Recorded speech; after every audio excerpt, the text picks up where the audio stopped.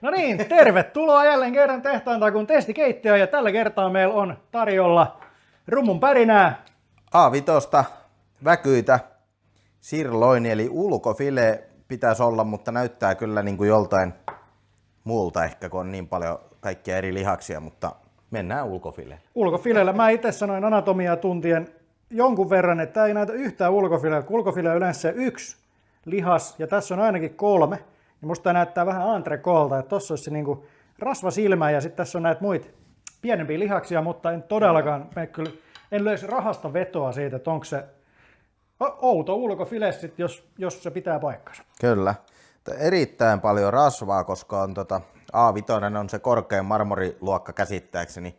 Kopea tää ei ole, että kopea saa sieltä kopean alueelta vaan, mutta käytännössä siis yhtä maailman kalleinta lihaa kuitenkin siinä. Kyllä. Aikamoinen semmoinen miehekäs impale. Kehtaatko edes sanoa mitä maksoi? Muistaakseni tää on parisataa euroa. 200 euroa kilo. Joo. Joo. Mä väitän, että tää on sellainen 0,5 kilon. Se on aika miehekäs teikki, että mäkin tuossa meinasin, että ei täällä syöjiä nyt ihan noin montaa ole. Ei. Ja Meidän tyyne. niin, meidän tyyne. Ja sitten sitä lähinnä kanssa meinasin, että itse on tämmöistä ehkä noin 5 kertaa elämässäni syönyt ja silleen ihan hyvässä hengessä vähän kritisoin tätä rasvan määrää, että voiko sitä olla jopa vähän liikaa. Niin jos 2 tämmöistäkin raavasta vetää ton pihvin, niin kyllä tulee uni. Kyllä, kyllä.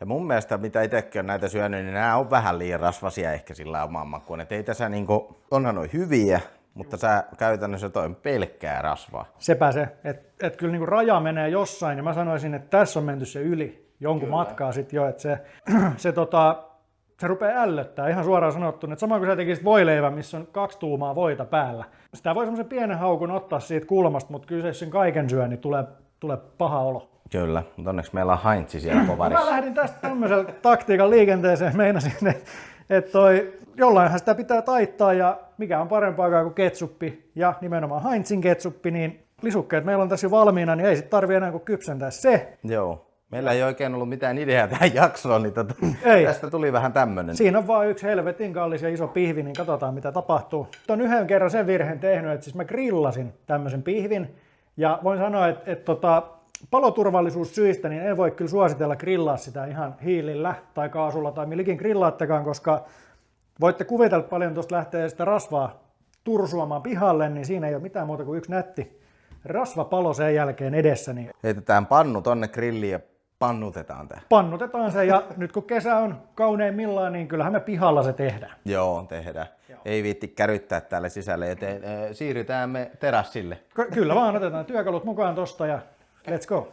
Otetaan sieltä luukku auki. Luukku auki. Sullahan on tää kauko-ohjattava. Niin on. Turbiinimoottorilla varustettu. Toi otetaan noikin jo lähelle, ettei vaan ota kiinni tosta. Joo. Vaahtosammutin löytyy tuolta ja pitäisikö tehdä sillä lailla, kun ankkakin, että vähän sulatellaan se rasva pikkuhiljaa? No sille mä en ole noin iso yksikköä lähtenyt koskaan kypsentää, mutta sanoisin, että se voi olla ihan hyvä idea. Se voi olla. Tässä sitten kattellaan vaan. Kattellaan, kun se siinä kypsyy ja mä en oikein, siis jos mä tekisin ystävilleni ton pihvin ruuaksi, niin mä sanoisin, että tosta riittää siis varmaan 10-15 ihmisellä. Joo, tosta nyt ehkä oikein fiksumpi ihminen olisi pakannut noin pienempään kokoon, kun on aikoinaan ostanut ton ison mötikän, mutta nyt mennään tällä. Se on nyt mikä se on. Ja kyllähän nyt syö sitten pari päivää tuossa putkeen. Joo, paistelee noita paloja. Siis sitä pikkuhiljaa katsoo jotain hyvää elokuvaa siinä ja närppii menemään, mutta on tää aika erityyppinen pihvi, mihin itse on tottunut. Et jos silleen ostaa viikonlopuksi tai kesälomalla jonkun silleen hyvän pihvin, niin millaisen itse ostat? Ostatko tämän? Kyllä se melkein on entrecote. Katos, ketä sieltä meinaa tulla. Tyyne. Meppä sinne nyt, kun täällä on yksikin pupu tulee, niin sä juokset sen perään. Tässä hei muuten meni just pupu. Niin. Tyyne odottaa siellä.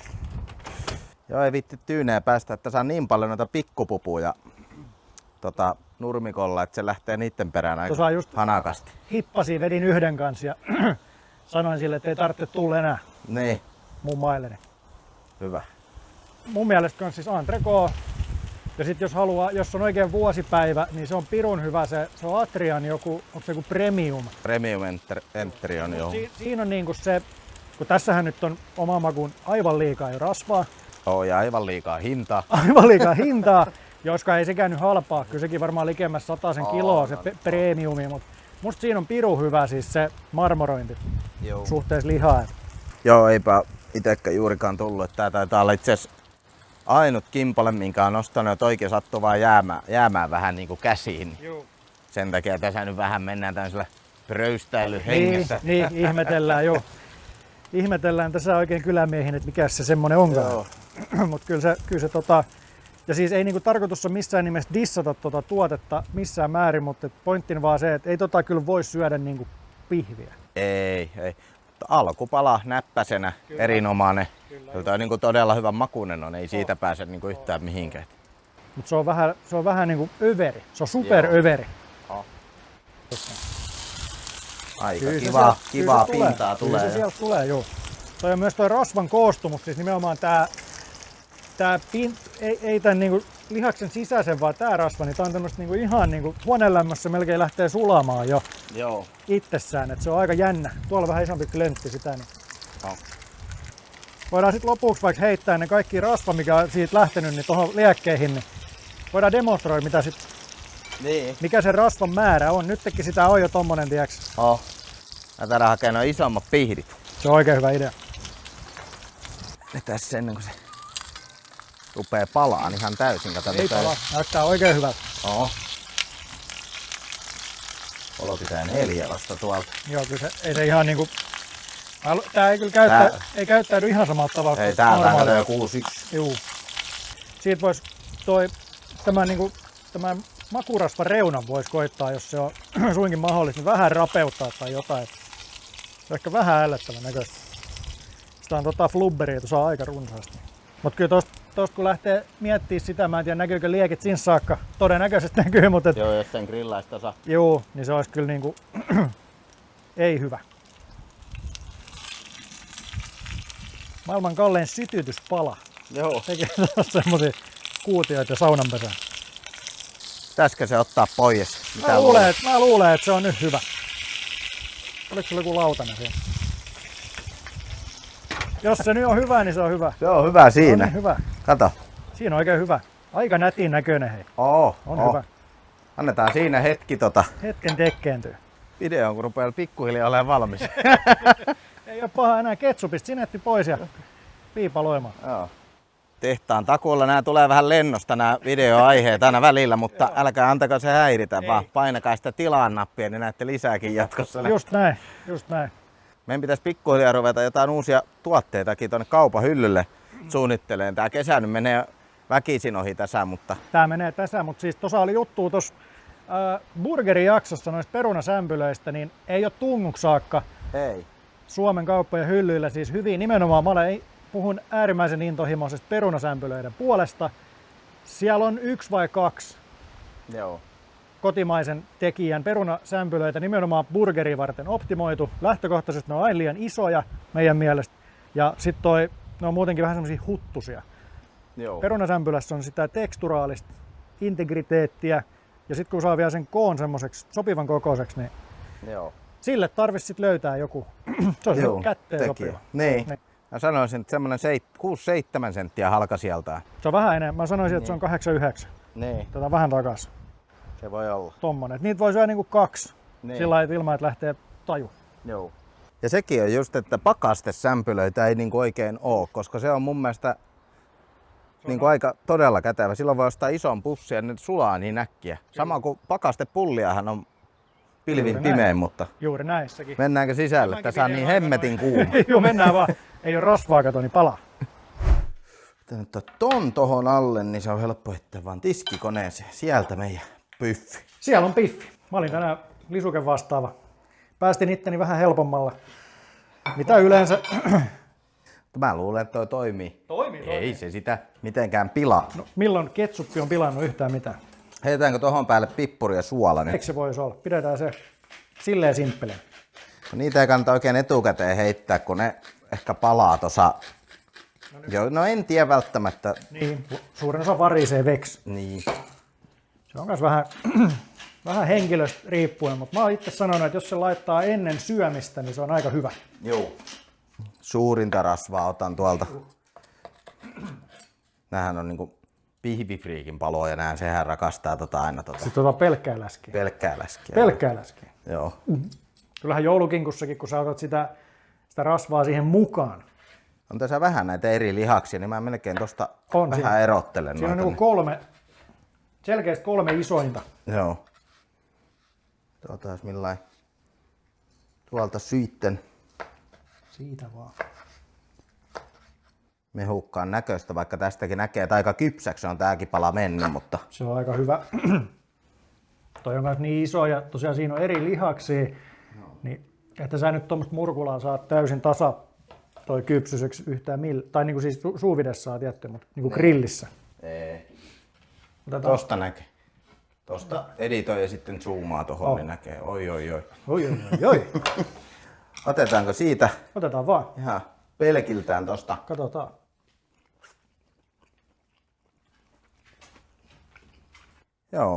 Joo, se on niinku Aika voinen on ehkä paras sana nopeasti. on. Joo, on niinku hyvä makuinenhan tuo rasva niinku. Ehkä suolaa voisi vieläkin. Ropsaseppa pieni. Kärkkäri, jaha. Kärkkäri. Mä koitin saada äijää vaihtaa se. Lippaan tuossa kerran jo, mutta niin kuuroille korville. Näköjään. Joo. Kyllä niinku sulaa suuhun. Ei siitä. On hyvä, tuo rasva on tosi hyvän makuinen. Se on mureeta. Ihan kiva toi kypsyys. Voisi se olla kypsempikin Se täältä. voisi olla vähän kypsempikin, mutta sen saa aina kypsemmäksi, että silleen siinä ei ole suurta vahinkoa käynyt. Mutta täytyy sanoa, että kyllä niin kuin tuossa pohjustettiin aika pitkään, kyllä tämä aika runsasta on. No, ihan järkyttävän runsasta. Mutta on toi niinku, että jos ostatte, niin ostakaa semmonen 50 gramman palatyyliin. Kyllä. Kahteen Pekkaan Ehkä esimerkiksi. 100 grammaa, mutta Sitten tommonen vähän raaempi. se on vähän punaisempi. Juu. Ei ole niin hyvä. Siinäkin on jo niinku 2 eri. Kyllä se menee, mutta suolatonta se oli. Pikku kärkkärin tarvii tuohon. Mutta joo, en tiedä pitääkö tästä lopusta tehdä seuraavassa jaksossa vaikka pasta. Siinä voidaan Tähän tehdä. jaksoon ei enää kerkeä, kun tässä on tullut niin paljon hyvää asiaa. Tässä on Ketsupin maisto. Ketsuppi puuttuu vielä. Se piti vielä testaa tosiaan, että onko mahdollista, että ketsuppi pilaa. En usko siihen pätkääkään. Joo.